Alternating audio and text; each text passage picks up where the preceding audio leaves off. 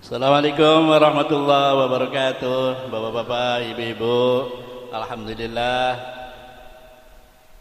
Wassalatu wassalamu ala Rasulillah wa ala alihi wa sahbihi wa mawala, amma ba'du.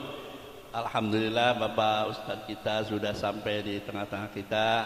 Dan bapak-bapak, ibu-ibu yang masih ada di luar atau di rumah atau di jalan atau di pasar, supaya mampir dulu ke Musola Al-Azhar karena ada pengajian, ya kan?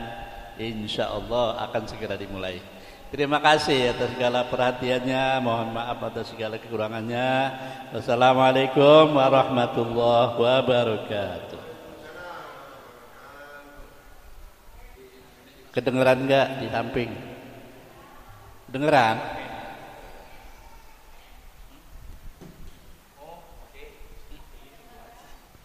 Assalamualaikum warahmatullahi wabarakatuh.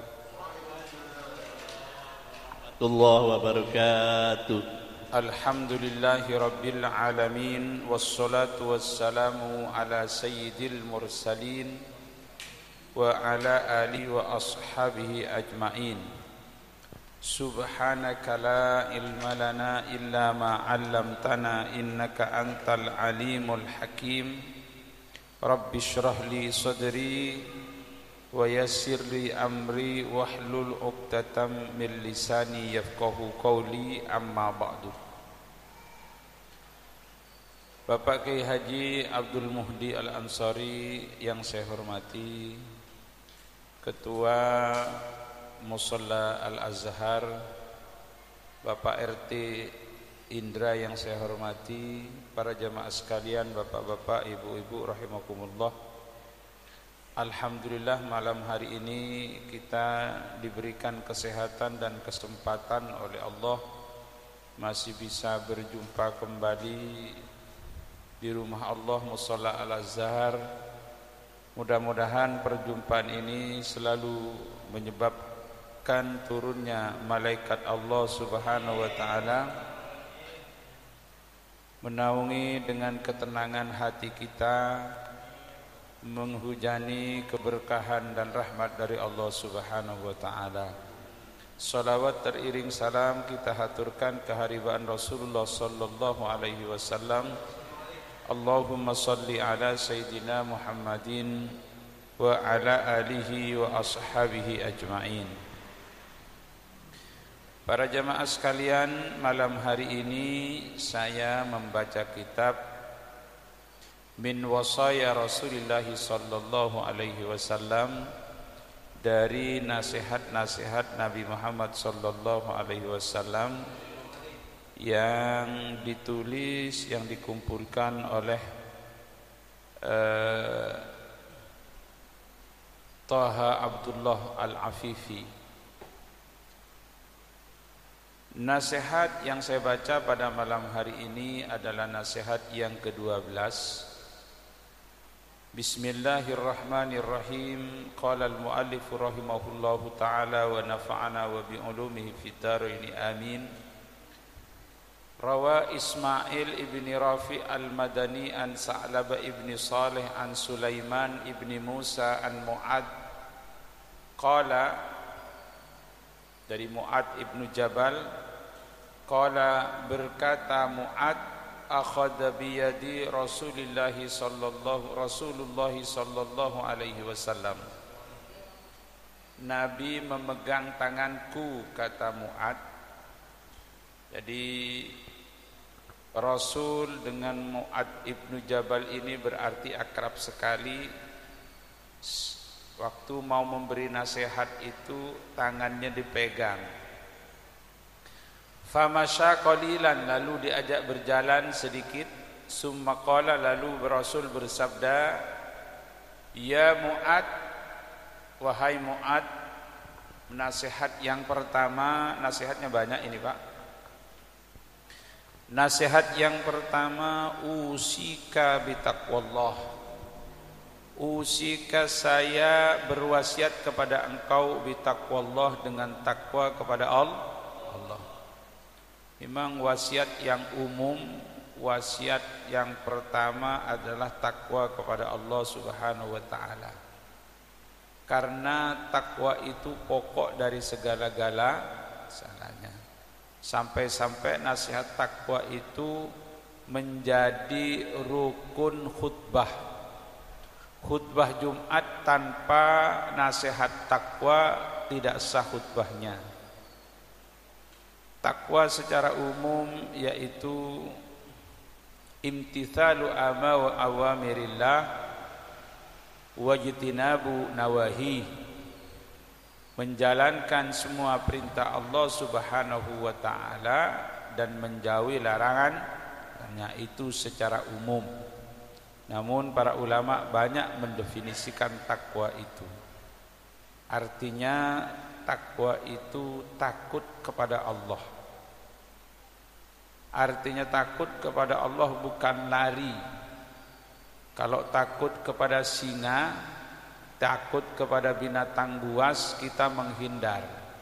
Kalau takut kepada Allah, yaitu melaksanakan perintahnya, menjauhi larangan, itu takut.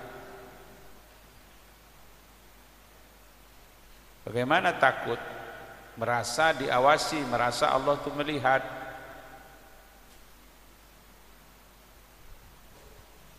Mau bohong, ini mau bohong nih, pasti Allah tahu. Hah?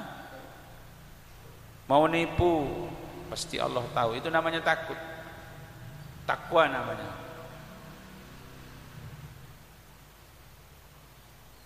Lalu takwa itu adalah mengikuti perintahnya. Ada perintah sholat jamaah, ketika adzan kumandang langsung berangkat. Ada perintah sedekah, ada orang kena musibah kayak di Cianjur langsung mengeluarkan donasi. Ada bantuan ini, bantuan itu, kalau punya mengeluarkan, itu namanya takwa. Itu nasihat yang pertama.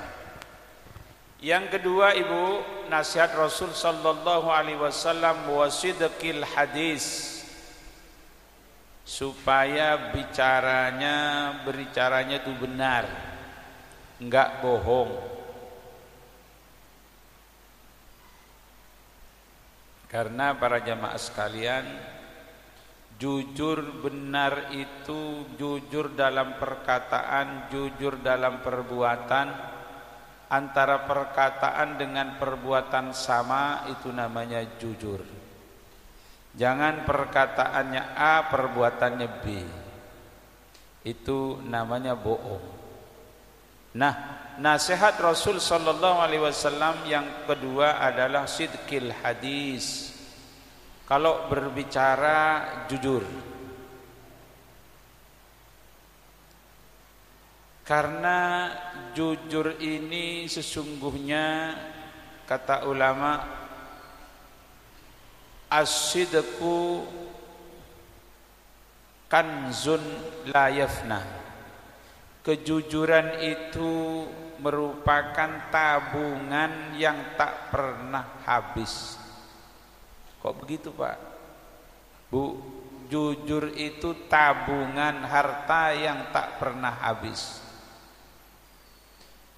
Terutama di dalam dunia perdagangan. Dunia perdagangan itu ibadah paling tinggi bagi pedagang adalah jujur.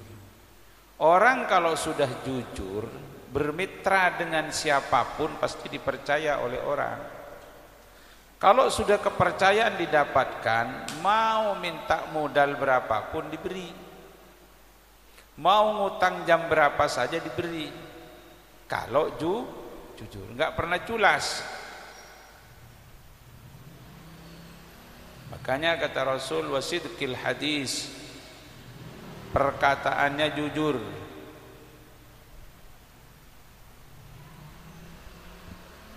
Ya Pak, orang kalau sudah percaya, walaupun mau minjem 1 miliar diberi. Nih ada proyek, minjem ngambil uang semira dikasih. Kenapa? Jujur, percaya orang. Tapi sebaliknya kalau sudah culas, kalau sudah bohong, pinjam duit terutama, janjinya seminggu jadi 3 tahun. Yang tadinya seling silaturahim jadi hilang. Kalau ditanya lebih galak daripada yang punya duit. Ruwet ini Pak. Jawabnya tarsok.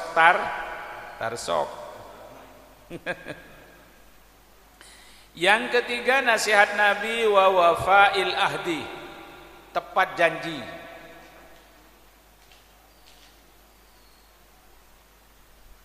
Kalau janji tidak ingkar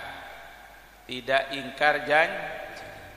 Hati-hati Pak, kita janji sama anak terutama. Nanti kalau kamu berhasil ini saya belikan ini, ternyata giliran dia usaha berhasil, lulus dengan nilai sempurna, gak dibeliin apa-apa, bohong. Oh, tertanam Pak.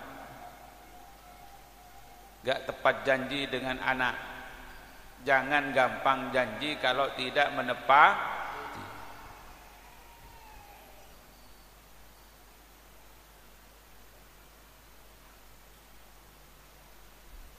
Yang ketiga adalah tepat janji. Bu, Ibu, sampean seneng kalau diingkari janji. Paling gedek Bu ya. Apalagi janji palsu belaka, manis di mulut saja. Yang keempat adalah wa'ada'il amanah, menunaikan amanat.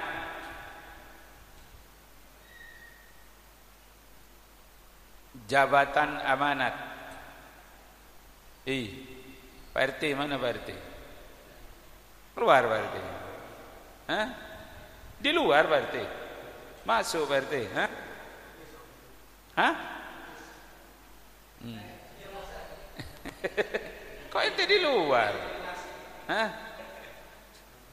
Wa adail amanah, dan menunaikan jabatan anak istri itu harus ditunaikan amanat itu. Harta amanat dari Allah Subhanahu wa ta'ala, jangan disia-siakan. Artinya kalau semuanya itu amanat, kita ini harus menjaga amanat sesuai dengan yang menitipkan, sesuai dengan maunya yang menitipkan. Jangan kita punya anak kita tidak didik, anak kita tidak dibiayai. Itu amanat dari Allah Subhanahu wa ta'ala. Ada kisah amanat yang begitu menyentuh, adalah ada seorang pekerja di kebun anggur. Bu, pernah dengar cerita ini Bu Haji? Seorang perawat kebun yang merawat kebun anggur, bekerja di kebun anggur, namanya Mubarak. Makanya anak saya namakan Mubarak. Saya tafaulan, artinya senang dengan kisah ini, sehingga anak saya namakan Mubarak. Mubarak ini seorang penjaga kebun anggur, kulit hitam dia.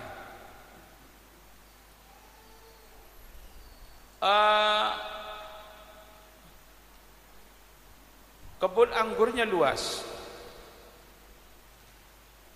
Singkat cerita, setelah 7 bulan bekerja di kebun anggur itu, si tuannya ini punya tamu.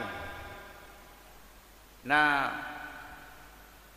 diingin tamu ini, untuk menghormati tamu ini, diajak ke kebun anggur itu yang dirawat oleh Mubarak. Sesampainya di kebun anggur, Kata majikan, panggil Mubarak. Mubarak sini. Tolong tunjukkan kepada saya petikan untuk tamu-tamu saya ini jenis anggur yang manis. Apa jawabnya Mubarak? Mohon maaf Tuan, saya enggak tahu mana jenis anggur yang manis, jenis anggur yang biasa, jenis anggur yang tidak manis. Apa jawabnya majikannya? Loh, bagaimana kamu Mubarak? Sudah 7 bulan kau kerja di sini, kau enggak tahu rasanya anggur yang ada di sini sekian banyak hektaran ini. Mohon maaf Tuan, kata Mubarak, tugas saya ditugaskan oleh Tuan untuk merawat anggur ini, menjaga anggur ini.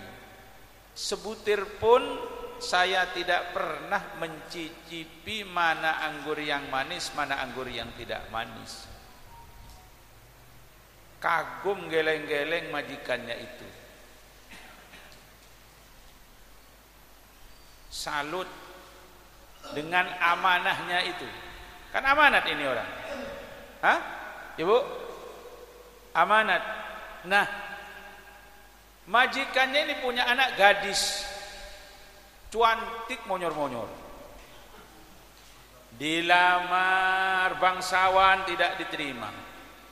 Dilamar orang kaya pengusaha tidak diterima. Bermacam-macam kalangan melamar putrinya ini enggak diterima sama majikan ini. Lalu besoknya Mubarak kamu pulang ke rumah. Sampai di rumah sudah disiapkan akad nikah. Dinikahkan dengan putrinya itu. Rezeki nomplok gak Mubarak ini jaga kebun. Nomplok bener. Langsung kamu nikah sekarang. Aduh, kata Mubarak, bagaimana saya nikah dengan anaknya Tuan? Saya ini hanya sebagai cuman sebatas tukang kebun. Enggak sebanding bagaimana hidup saya nanti, enggak mau. Sudah nikah dengan anak saya. Akhirnya nikah. Dan anaknya itu, putrinya itu putri yang solihah, taat kepada orang tua. Apa kata orang tua? Kalau nikah dengan Mubarak suruh walaupun tukang kebun, mau. Akhirnya dari pernikahan Mubarak dengan putrinya majikan itu lahir seorang ulama besar, muhaddis besar yang bernama Abdullah ibnul Mubarak. Anaknya tukang kebun, tapi luar biasa zuhudnya, luar biasa amanahnya. Saking percayanya dengan amanat itu, sampai putrinya yang dilamar oleh pengusaha, dilamar oleh pebangsawan enggak diterima, dinikahkan dengan Mubarak, seorang tukang kebun. Ini artinya pernikahan yang mengedepankan agama. Lahir Abdullah ibnul Mubarak, kaya raya, alim, gagah ganteng.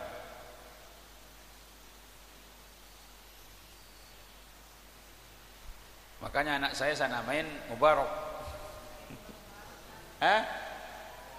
Mubarak, iya, bagus. Saya optimisme dengan kisah ini. Mubarak. Watarkil khiyanah. Yang kelima adalah watarkil khiyanah, menjauhi khianat. Khianat itu adalah kebalikannya amanat.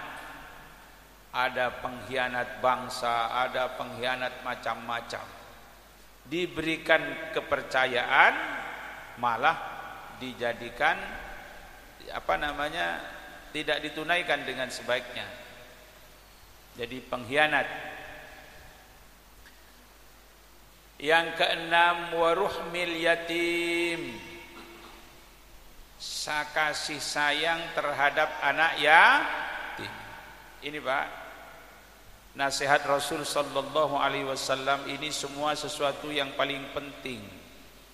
Uraian daripada takwa kepada Allah Subhanahu wa taala.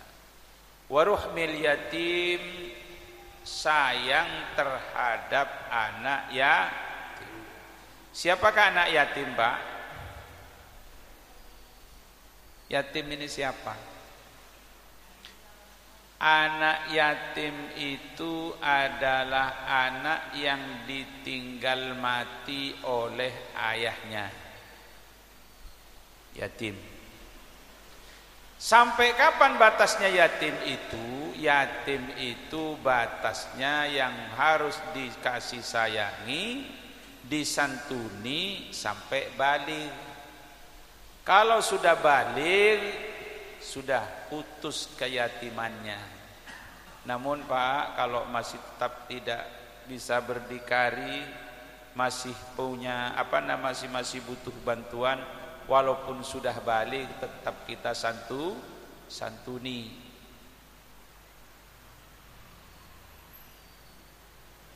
Tapi kadang-kadang anak itu lebih terawat ditinggal ibu atau ditinggal ayah?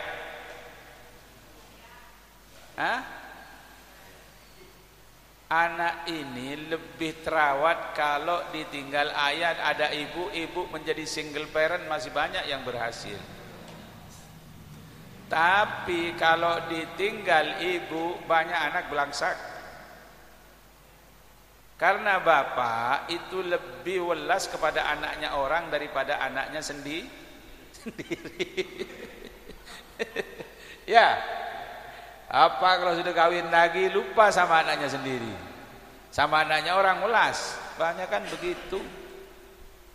Bener. Kayak istrinya Kiai Wahid. Abahnya Gus Dur itu. Gus Dur itu setelah ditinggal oleh ayahnya Kiai Wahid, ibunya Gus Dur gak nikah lagi, single parent. Tapi putra putrinya menjadi orang yang berhasil semua. Gus Solah, Gus Umar, Gus Dur jadi presiden. Tapi banyak kan kalau ditinggal ibu gak terawat, paling yang ngerawat neneknya kalau masih hidup. Namun yang dikatakan yatim itu adalah yang ditinggal ayah. Kalau ditinggal ayah, ditinggal ibu, namanya yatim. Yatim piatu, malang nasibmu. Selanjutnya wahifdil jiwar, menjaga hubungan baik antar tetangga.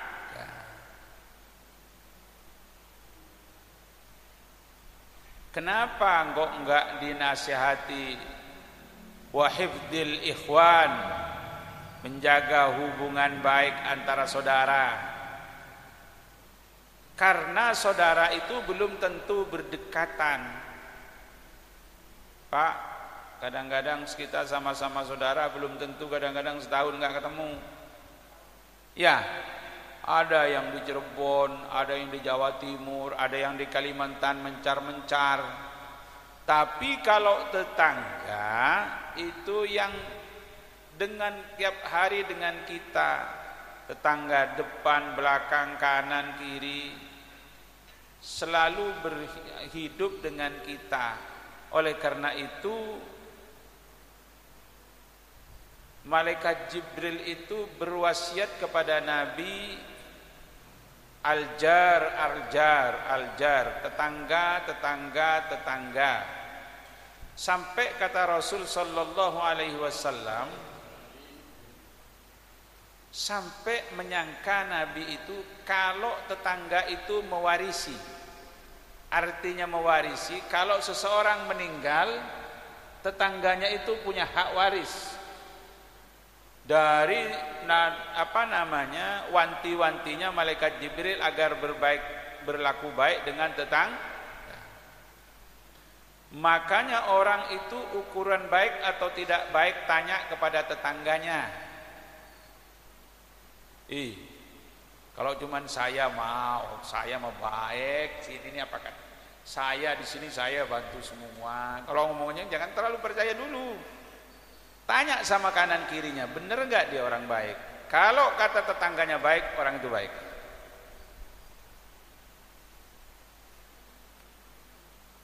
Tapi kalau sama tetangga tidak baik, berarti orang itu tidak baik.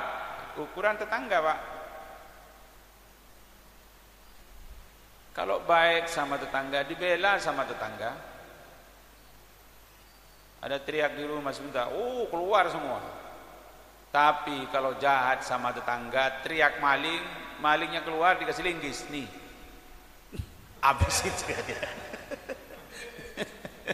Habis jahat sama tetangga. Nah, kalau baik sama tetangga langsung tangkap malingnya.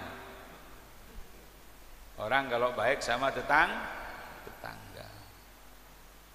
Ada orang anaknya bisu, punya putri bisu. Ada orang dari Bogor datang, ditanya mau lihat putrinya, kelihatan nanya sama tetangganya, gimana anak itu? Bagus Pak, anak itu solihah, gak banyak omong. Pendiam, gak banyak omong. Padahal bisu. Coba orang gak baik sama tetangga, jahat sama tetangga, gak pernah bantu tetangga, maunya ngomongnya gua lulu, gua gak mau ngutang sama ente jangan ngutang sama saya. Prinsipnya kayak gitu. Ngajukan kredit ke bank, sudah mau cair, sudah bagian survei itu kan, sudah mau cair, gelontorkan kredit 500 juta. Karena nggak baik sama tetangga, pas keluar dipapak sama tetangganya. Pak, sampean menyetujui untuk memberikan kredit 500 juta sama bapak itu? Pak, tahu nggak sama? Belut Pak, itu belut. Belut itu. Kenapa Pak? Licin Pak, licin. Akhirnya gagal. Kredit yang sudah ditandatangani mau jadi gak karena gak baik sama tetangga.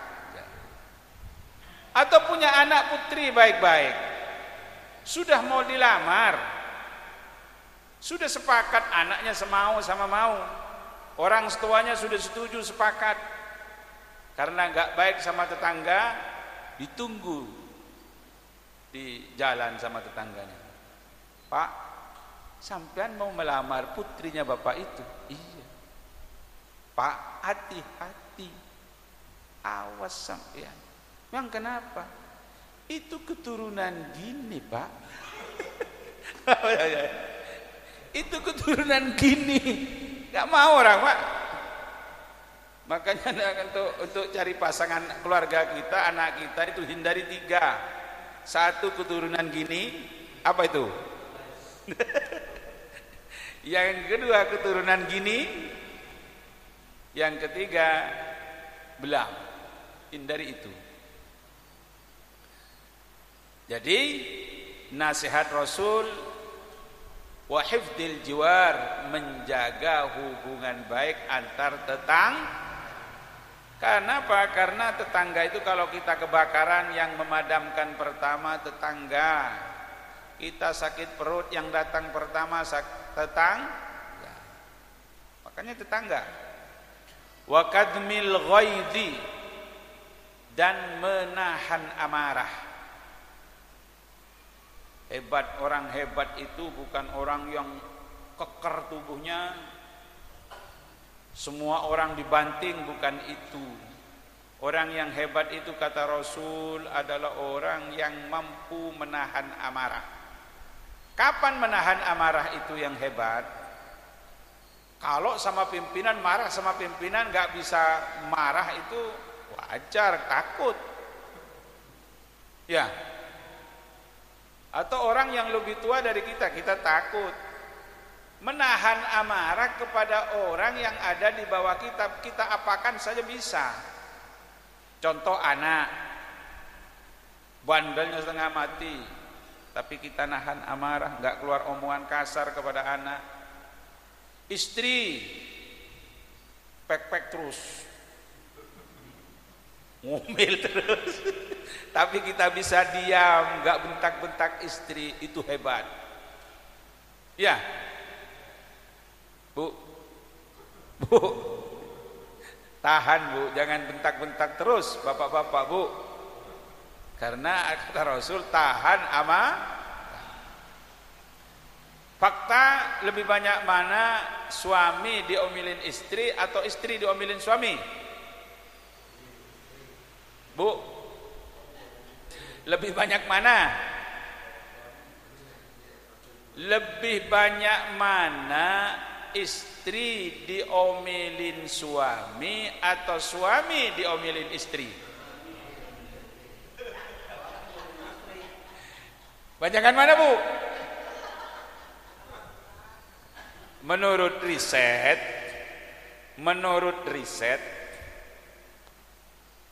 banyak kalau bayi sawan. Yang aneh itu bapak-bapak sawan.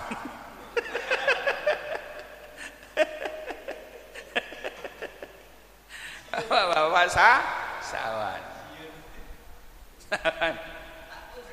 Iya sawan. Kalau sudah diomel mistri.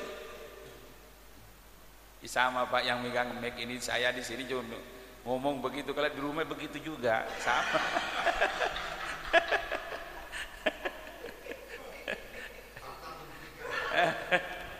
Iya. Makanya fakta di lapangan banyakan mana janda sama duda? Banyakan mana yang mati duluan, suami atau istri? Banyakan mati duluan suami. Karena suami itu banyak sawan.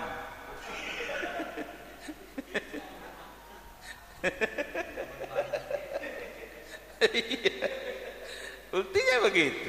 Banyakan yang mati duluan suami. Apalagi sudah sepuh, sudah gak produktif. Kalau dulu masih punya gaji, dulu masih bekerja, menghasilkan uang, panggilannya mesra, papa. Sudah makan papa? Ada tuh maki-aki itu tanya di situ tuh. Iya Pak. Makanya nasihat Rasul wa kadmil ghaid, menahan amarah. Nasihat selanjutnya walinil kalam, dan lemah lembut perkataannya, tidak kasar, tidak semua binatang disebut. Wabadlis salam, dan menebarkan kedamaian. Ya, dengan ucapan assalamualaikum. Islam itu agama damai. Berjumpa saja sudah mendoakan keselamatan. Ya, assalamualaikum sudah. Apa artinya assalamualaikum itu? Semoga keselamatan atas engkau. Ditambah lagi warahmatuhu, dan mudah-mudahan engkau mendapat kasih sayang Allah. Tambah lagi wabarakatuhu, mudah-mudahan engkau mendapatkan keberkahan Allah. Baru berjumpa Pak. Sudah begitu umat Islam. Lain dengan good morning, good night. Ya. Kan sama dengan bahasa Indonesia. Selamat makan, selamat datang, selamat sore, selamat pagi. Selamatnya pagi-pagi doang. Jadi menebarkan kedamaian. kita bangga dengan perhelatan sepak bola yang ada sekarang di Qatar ini. Jadi Qatar itu menampakkan wajah Islam yang sesungguhnya. Ya kan? Tidak serem Islam ini. Islam itu indah. Islam itu kaya.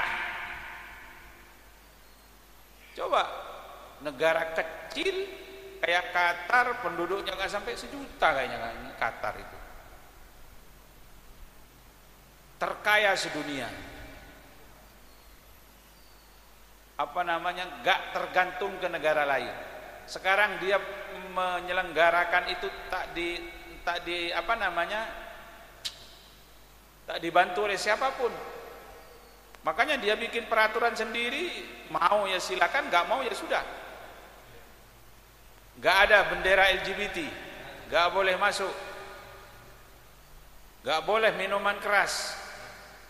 Taat semua Pak. Karena memang nggak ada dia nggak ada beban. Dan waktu penyelenggaraan pertama dibacakan ayat-ayat Al-Quran, semuanya mereka mengikuti. Setiap waktu dikumandangkan adzan, wanita-wanita, gadis-gadis yang dari Brazil yang pakaian mini, pakaian celana pendek itu disambut oleh wanita-wanita Qatar dengan wajah yang berseri-seri, terus dikasih kerudung, dikasih jilbab, dikasih pakaian. Mereka dengan senangnya setelah mengaca dia ngelihat di cermin, kok cantik saya setelah pakai jilbab. Akhirnya tertarik, di antaranya ada yang masuk Islam. Luar biasa. Bangga dengan Qatar. Negara kecil terkaya, pendapatan per kapitanya 1 tahun 1,7 M. Beda dikit dengan Indonesia. Beda. Qatar ini luar biasa. Waluzumil imam, singkat-singkat saja. Waluzumil imam, dan patuh kepada pemimpin selama pemimpin itu adil dan tidak mengajak kepada yang maksiat kepada Allah. Wa tafaqquhi fil Quran, memahami Al-Quran, bisa baca Al-Quran, mendalami Al-Quran. Wa hubbil akhirati, dan cinta kepada akhir. Wal jaza'i minal hisab, takut nanti hari pembalasan, penghitungan. Karena nanti semua jejak rekaman hidup kita ini akan dicatat. La yughadiru saghiratan wala kabiratan illa ahsaha. Gak ada yang tertinggal sedikit pun. Wa qisaril amal, pendek angan-angan. Gak ingin hidup 1000 tahun lagi di dunia. Sudah bahwa kehidupan di dunia ini sementara, kematian itu pasti, berpikir seperti itu. Wa husnil amali, dan bagus amalnya. Nah sekarang larangan ini. Wa anhaka an tashtuma musliman, dan aku melarang engkau wahai Mu'ad an tashtuma musliman, untuk mencaci maki orang Islam, salahnya seperti apapun. Tak boleh dicaci maki. Seperti mencaci maki pemerintah di depan, di ceramah, itu enggak ada ajaran, bukan ajaran agama seperti itu. Rasul enggak seperti itu mengajarkan. Jangankan itu Pak, Fir'aun saja, kurang apa jahatnya Fir'aun.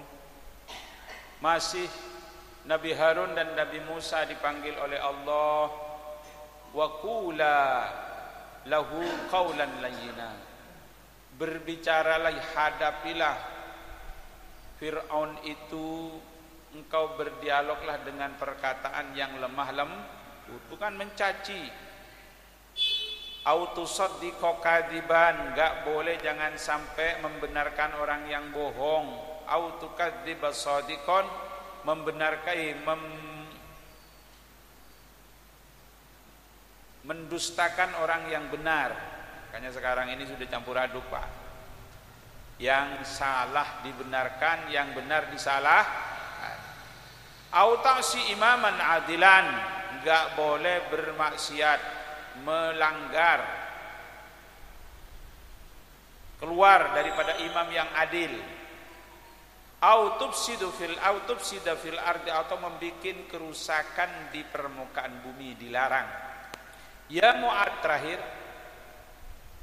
ya Mu'ad, wahai Mu'ad, udhkurillahi inda kulli syajarin wa hajarin, ingatlah kepada Allah engkau setiap pohon dan setiap batu. Artinya para jamaah sekalian, bahwa setiap makhluk Allah itu berbicara. Setiap makhluk Allah itu punya bahasa. Jadi setiap batu, setiap kayu itu diingat. Kenapa Rasul sallallahu alaihi wasallam ketika lewat di pekuburan, Rasul itu diberikan mukjizat oleh Allah melihat orang yang ada di dalam kubur. Orang di dalam kubur itu sedang disiksa. Rasul lewat sama sahabat. Tak tega Rasul melihat orang yang sedang disiksa. Lalu Rasul pesan sahabat itu ambil daun kurma yang masih hijau, yang masih ranum, potong lalu taruh di atas kuburan ini. Innahu yukhaffifu, sesungguhnya daun kurma itu akan meringankan azabnya. Karena bertasbih. Pak, semua makhluk Allah ini ada bahasanya. Dedaunan itu juga bertasbih, bumi bertasbih, semuanya. Cuman kita gak ngerti bahasa. Hewan-hewan itu juga bertasbih kepada Allah. Yang saya paham cuman entok laki, jantan, tasbih itu. Itu tasbih. Iya kan? Iya kan? Ya biar ngaji kok. Kodok itu juga ngaji. Coba kalau musim hujan di kampung tuh, ing kuntum itu ngaji, Pak. Kan gitu. Nah, makanya kayak saya dengar lagunya Ebit itu apa ya, yang bicara dengan alam itu. Ebit itu paham bagus, dalam artinya. Apa lagunya itu judulnya? Sesampainya di laut, ku kabarkan semuanya, kepada karang, kepada ombak, kepada matahari. Tetapi semua diam, tetapi semua bisu. Tinggal aku sendiri, terpaku menatap langit. Kan gitu. Mungkin saja di sana ada jawabnya. Mengapa di Cianjur terjadi bencana? Mungkin Tuhan telah bosan melihat tingkah kita yang selalu salah dan bangga dengan dosa-dosa. Atau alam mulai enggan bersahabat dengan kita. Coba kita bertanya pada rumput yang bergoyang. Kan gitu. Semuanya berbicara. Makanya Ibu tanya kepada karang, tanya kepada ombak, ternyata semuanya bisu. Ya, pada hakikatnya semuanya berbicara. Kok tahuan Ebit dan kita. Jadi wa uhaddis likulli dzambin taubatan asyirru bisirri wal alani bil alaniyah.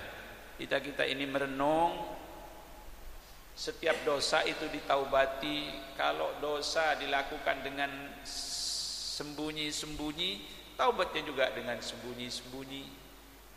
Mungkin kita malam hari lihat HP, sembunyi-sembunyi nggak ada yang lihat. Taubat dengan sembunyi-sembunyi. Kalau dilakukan dengan terang-terangan juga taubat dilakukan dengan terang-terang. Inilah nasihat Rasul sallallahu alaihi wasallam kepada Mu'ad ibnu Jabal. Hadis ini diriwayatkan rawahul Baihaqi fi kitab az-zuhdi, diriwayatkan oleh Imam Bihaqi di dalam kitab bab zuhud.